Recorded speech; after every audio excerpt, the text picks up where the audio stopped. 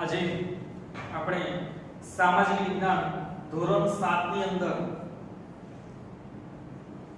પાઠ 15 જેનું નામ છે રાજ્ય સરકાર. કેવી સરકાર? તો કે રાજ્ય સરકાર. આના અગાઉના પહેલા વિડિયોની અંદર આપણે રાજ્ય સરકાર વિશે થોડું ઘણું જાણી ગયા કે કોઈ પણ સરકાર દેશને ચલાવવા માટે સરકાર 3 સ્તરે કામ કરે છે. દેશને ચલાવવા માટે સરકાર કેટલા સ્તરે? 3 સ્તરે કામ કરે છે. અને પહેલાના વિડિયોની અંદર જોયું કે આવડો મોટો ભારત દેશ છે, તો આ ભારત દેશને ચલાવવા માટે એક જ સ્તરેથી ચલાવવા માટે એ શક્ય નથી. એનો વ્યવસ્થિત વહીવટ કરવા માટે દેશને ભારત દેશને અલગ અલગ 3 સ્તરોમાં વહેંચાયું. એક તો સ્થાનિક સરકાર, રાજ્ય અને કેન્દ્ર. સ્થાનિક સરકાર, રાજ્ય સરકાર અને કેન્દ્ર સરકાર, આ 3 સ્તરો એ છે એને ડિવાઇડેશન કરેલા છે દેશને ચલાવવા માટે. 3 સ્તરે, જેમાં સ્થાનિક કક્ષાએ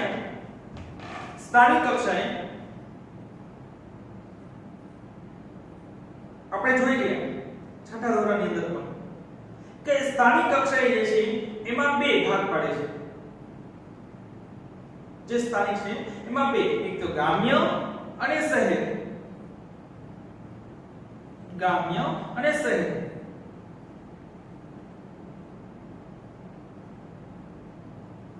ગ્રામ્ય વિસ્તારની અંદર, ગ્રામ્ય ભાગની અંદર એમાં 3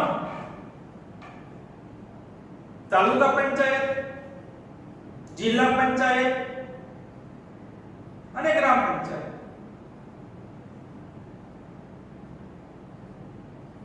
શહેરની અંદર 2, નગરપાલિકા અને મહાનગરપાલિકા. એના પછી આપણે રાજ્ય સરકાર વિશે વાત કરીએ કે રાજ્ય ની અંદર કોણ કામ કરે છે? તો કે રાજ્યની અંદર રાજ્ય સરકાર કામ કરે છે. રાજ્ય સરકાર. અને ત્રીજું જે સ્તર છે એ કેન્દ્ર સરકાર. એ ધોરણ 8 ની અંદર સ્ટડી કરવાનું છે. જેમાં આપણે રાજ્ય સરકારની અંદર આપણે સરકારના, યાદ કરો, સરકારના અંગો, જેમ આપણો હાથ, પગ, મોઢું મહત્વના અંગો છે, તેમ સરકારના પણ 3 મહત્વના અંગો છે. એના વિશે આપણે ચર્ચા કરી રહ્યા છીએ.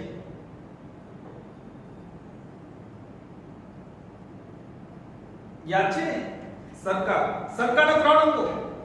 પહેલું અંગ ધારાસભા, બીજું અંગ કારોબારી અને ત્રીજું અંગ ન્યાયતંત્ર. આ સરકારના 3 અંગો છે: ધારાસભા, કારોબારી અને ન્યાયતંત્ર. હવે જેવું એ સરકારના જે અંગો છે એ પોતાનું એક કાર્ય પણ કરે છે કે સરકારના જે અંગો જે છે મહત્વના, ધારાસભા, કારોબારી, ન્યાયતંત્ર, તો આ 3 અંગો જે છે એ કામ કરે છે, એનું કાર્ય પણ છે. કે ધારાસભા શું કરે છે? કે ધારાસભા એ કાયદાઓ ઘડવાનું કામ કરે છે.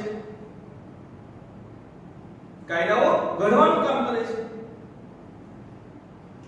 કેમ કે રાજ્ય સરકારનો મહત્વનો હેતુ છે, રાજ્ય સરકાર જે છે એનો મહત્વનો હેતુ છે કે કાયદાઓ અને વ્યવસ્થાની જાળવણી દ્વારા લોકોની, ખાસ કરીને સુખાકારી અને સલામતી સાચવવી. આ રાજ્ય સરકારનો મહત્વનો હેતુ છે. રાજ્ય સરકારનો હેતુ છે કે રાજ્ય સરકારનો હેતુ શું છે? તો કે દરેક લોકોની, ખાસ કરીને શું કે કાયદાઓ અને વ્યવસ્થા, આ 2 વસ્તુ છે. કાયદાઓ અને વ્યવસ્થાની જાળવણી દ્વારા લોકોની સુખાકારી, દરેક લોકોની સુખાકારી અને સલામતીની જાળવણી કરવી.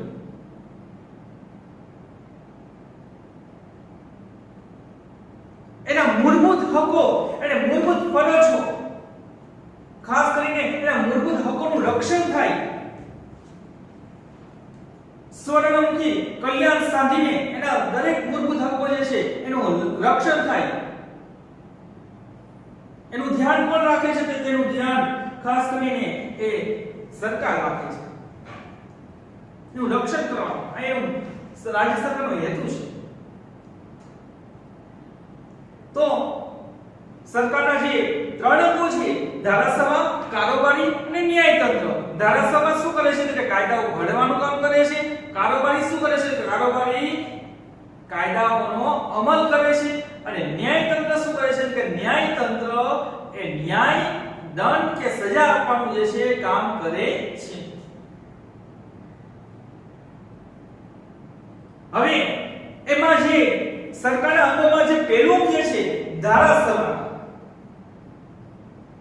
તો આપણે આજે રાજ્ય સરકાર એટલે કે આપણે ગુજરાત રાજ્ય સરકાર, આપણે કયા રાજ્યમાં રહીએ છીએ? તો કે ગુજરાતમાં રહીએ છીએ. આની પહેલા પણ મેં તમને કીધું કે ભારત દેશની અંદર કેટલા રાજ્યો છે? તો ભારત દેશની અંદર 28 રાજ્યો અને 9 કેન્દ્ર શાસિત પ્રદેશો છે, જેમાં દિલ્હી અને જમ્મુ એન્ડ કાશ્મીરને વિશિષ્ટ રાજ્યનો દરજ્જો આપવામાં આવ્યો છે.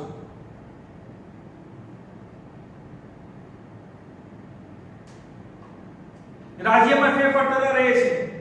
હાલમાં 28 રહ્યો છે. જ્યારે આપણો ભારત દેશ આઝાદ થયો 15મી ઓગસ્ટ ઈસવીસન 1947 ના રોજ, જ્યારે પુનઃ રાજ્યોની રચના કરવામાં આવી ત્યારે માત્ર અ, બ, ક અને ડ એ ભાગમાં વિભાજિત કરવામાં આવ્યા હતા. એમાંથી 14 જે છે રાજ્યોનું નિર્માણ પામ્યું. ત્યારે 14 રાજ્યો હતા. આમ ધીમે ધીમે રાજ્યોનો એ ડિવાઇડેશન એટલે કે એનું પુનઃ નિર્માણ કરવામાં આવે છે.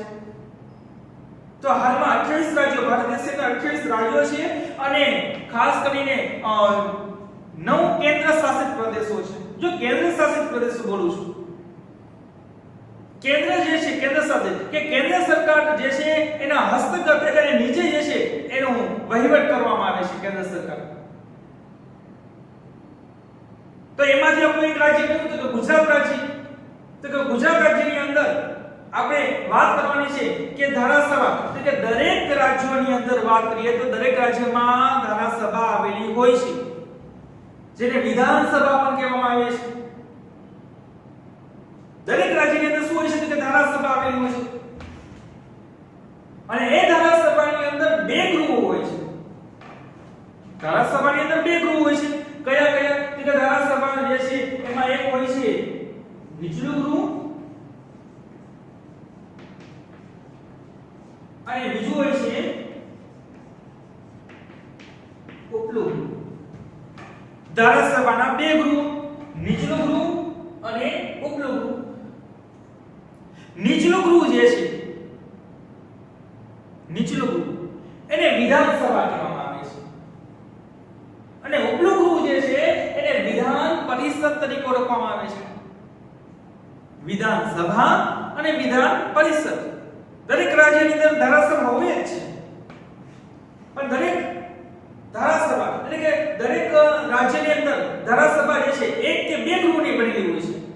તો એક ગૃહ હોય કે બે ગૃહ હોય. આપણે ગુજરાતની વાત કરીએ તો આપણે ગુજરાતની અંદર માત્ર એક જ ગૃહ આવ્યું છે. કયું ગૃહ? તો કે નીચલું ગૃહ. શું નામ? તો કે નામ છે વિધાનસભા. વિધાનસભા છે. એ તો વસ્તીના આધારે નક્કી કરવામાં આવે છે. ધારાસભાના બે ગૃહ, ઉપલું ગૃહ અને નીચલું ગૃહ. વિધાનસભા, વિધાન પરિષદ. તો આજે જે વાત કરવાની છે, આજે જે ટોપિક લેવાનો છે એમાં બે વાત કરવાની છે. એક તો લેવાનું છે કે વિધાન પરિષદ અને વિધાનસભા.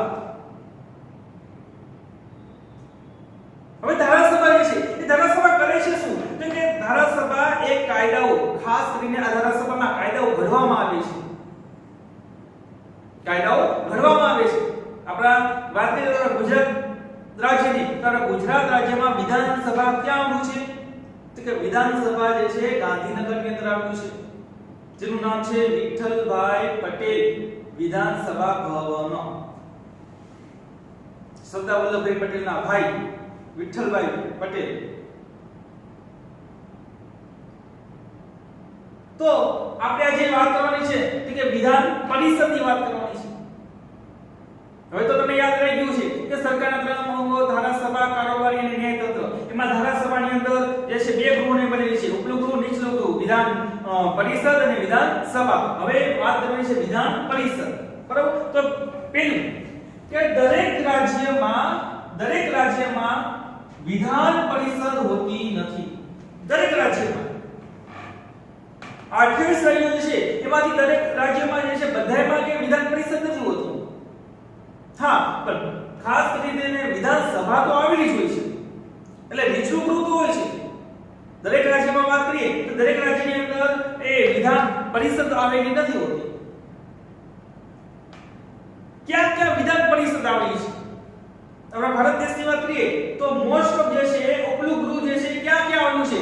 તો પેલું જે છે બિહારમાં છે, પછી આવેલું છે કે મહારાષ્ટ્રની અંદર, ઉત્તર પ્રદેશની અંદર, કર્ણાટકની અંદર, આંધ્ર પ્રદેશમાં. આટલા રાજ્યોની અંદર શું આવેલું છે? તો કે આ રાજ્યોની અંદર વિધાન પરિષદ આવેલું છે. વિધાન પરિષદ એટલે કયું ગૃહ? તો કે વિધાન પરિષદ એટલે કે ઉપલું ગૃહ. એવું નહીં માની લેવાનું કે વિધાન આ ઉપલું ગૃહ આવેલું છે તો વિધાનસભા નહીં આવેલું. ના, વિધાનસભા તો દરેક રાજ્યની અંદર હોય છે. નીચલું ગૃહ જે છે એ દરેક રાજ્યમાં આવેલું જ હોય છે, પણ વિધાન પરિષદ જે છે ઉપલું ગૃહ એ માત્ર ને માત્ર ક્યાં? તો કે બિહાર, મહારાષ્ટ્ર, ઉત્તર પ્રદેશ, કર્ણાટક, આંધ્ર પ્રદેશ અને તેલંગાણા. આટલા રાજ્યોની અંદર જે છે ખાસ કરીને શું આવેલું હોય છે? તો કે વિધાન પરિષદ આવેલું છે. તો દરેક રાજ્યમાં વિધાન પરિષદ હોતી નથી. હવે આ વિધાન પરિષદ છે, વિધાન પરિષદ એ વિધાન પરિષદની અંદર સભ્યો હોય છે. જેમ વિધાનસભાની અંદર અલગ અલગ સભ્યો હોય છે, જેમ આપણા વિધાનસભાની સભ્ય સંખ્યા કેટલી છે? તો 182 છે. એ રીતે વિધાન પરિષદની અંદર એના સભ્યો હોય છે અને એ સભ્યોને ખાસ કરીને એને ચૂંટવામાં આવે છે. કઈ રીતે? તો મતદાન દ્વારા એને ચૂંટવામાં આવે છે. તો જે વિધાનસભા જે છે એ વિધાન પરિષદ અને વિધાનસભા, જેમાં વિધાન પરિષદના સભ્યોની ચૂંટણી કઈ રીતે કરવામાં આવે છે અને ચૂંટે છે કોણ? તો યાદ રાખજો કે અલગ અલગ જે છે વિધાનસભાના સભ્યોને સ્થાનિક સ્વરાજ્યની ખાસ કરીને સંસ્થાઓ છે, સ્થાનિક સ્વરાજ્યની સંસ્થાઓ છે. સાથે સાથે નોંધાયેલા સ્નાતકો, કેવા સ્નાતકો? જે નોંધાયેલા સ્નાતકો છે અને માધ્યમિક અને ઉચ્ચ માધ્યમિકના શિક્ષકો દ્વારા એને ચૂંટીને એને સભ્ય બનાવવામાં આવે છે. કોને? કે વિધાન પરિષદ. બીજું કે આ કેવું ગૃહ છે? તો કે કાયમી ગૃહ છે. વિધાન પરિષદ જે છે એ કેવું છે? તો કે કાયમી ગૃહ છે.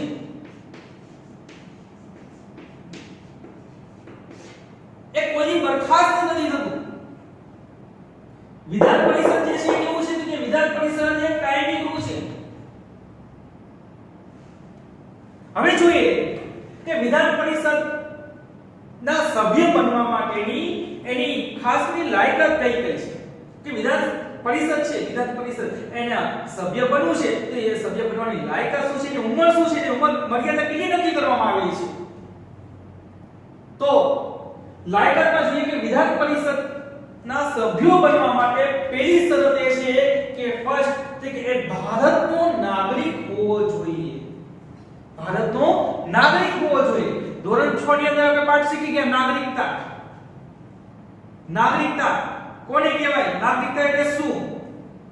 આમાં પહેલું જ લખેલું છે કે લાયકાત શું? કે લાયકાત શું ધરાવતો હોય? કે વિધાન પરિષદની અંદર એના સભ્ય બનવા માટેની લાયકાત શું છે? તો પહેલું જ કીધું કે ભારતનો નાગરિક હોવો જોઈએ. અમેરિકાનો હોય અને અમેરિકાનો આવીને બેસે કે મારે વિધાન પરિષદના સભ્ય બનવું છે, બની શકે? ના. કેમ ન બની શકે? કેમ કે એ વ્યક્તિ અમેરિકાનો જે છે નાગરિક છે. ભારત દેશની અંદર જેનો જન્મ થયો હોય, ભારત દેશની અંદર એને એ દેશનો એ શું કહેવાય? એને નાગરિક કહેવાય. દેશનો આ નાગરિકતા વિશે આપણે ઘણું બધું શીખી ગયા ધોરણ 6 ની અંદર.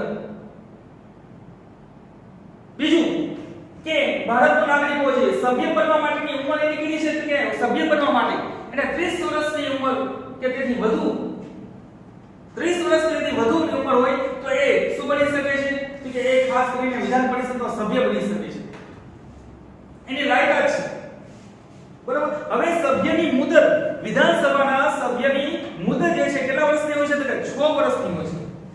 કેટલા વર્ષની હોય છે? તો કે 6 વર્ષની હોય છે. એની પછી કે વિધાન પરિષદ જે છે, વિધાન પરિષદ એ કેવું ગૃહ છે? કે કાયમી ગૃહ છે, એ બરખાસ્ત થતું નથી. એ બરખાસ્ત એ થતું નથી. કેમ કે વિધાન પરિષદના 1/3 ભાગના સભ્યો જે છે દર બીજા વર્ષે જે છે શું થાય છે? નિવૃત્ત થાય છે. એના માટે એ છે કેવું છે? કે કાયમી ગૃહ છે. બીજું, વિધાન પરિષદની અંદર કે વિધાન પરિષદની અંદર એ છે ખાસ કરીને વિધાન પરિષદ રાખવી કે ન રાખવી એ કોણ નક્કી કરે છે? તો રાજ્ય નક્કી કરે છે કે વિધાન પરિષદ રાખવી કે ન રાખવી. અને ગુજરાતમાં વિધાન પરિષદ છે નહીં. કયું છે? કે વિધાન પરિષદ નહીં પણ વિધાન સભા જે છે, એટલે કે સરકારનું જે છે 3 અંગો, ધારાસભા, કારોબારી અને ન્યાયતંત્ર. એમાં ધારાસભાની અંદર 2 ગૃહો, ઉપલું ગૃહ અને નીચલું ગૃહ. એટલે કે ગુજરાતની અંદર કયું ગૃહ આવ્યું છે? તો ગુજરાતની અંદર નીચલું ગૃહ આવ્યું છે, જેનું નામ છે વિધાન સભા. વિધાન પરિષદ છે નહીં. ક્યાં? તો કે ગાંધીનગરની અંદર વિઠ્ઠલભાઈ પટેલ વિધાનસભા ભવન. તો આટલી વસ્તુ વિધાન પરિષદની અંદર યાદ રાખજો. એની ઉંમર મર્યાદા કેટલા વર્ષ? કે 30 વર્ષ કે તેથી વધુ ઉંમર જો ધરાવતો હોય એ જ વિધાન પરિષદના શું બની શકે છે? સભ્ય બની શકે છે. હવે પછી આપણે જોશું વિધાન સભા. વિધાન સભા કે દરેક રાજ્યની 28 રાજ્યોની અંદર જે છે વિધાનસભા તો છે. એ કયું ગૃહ છે? તો કે વિધાનસભા એ સરકારની અંદર ધારાસભાનું એક કેટલામું ગૃહ છે? તો કે નીચલું ગૃહ છે. તો હવે પછી આપણે વિધાનસભા વિશે વાત કરીશું.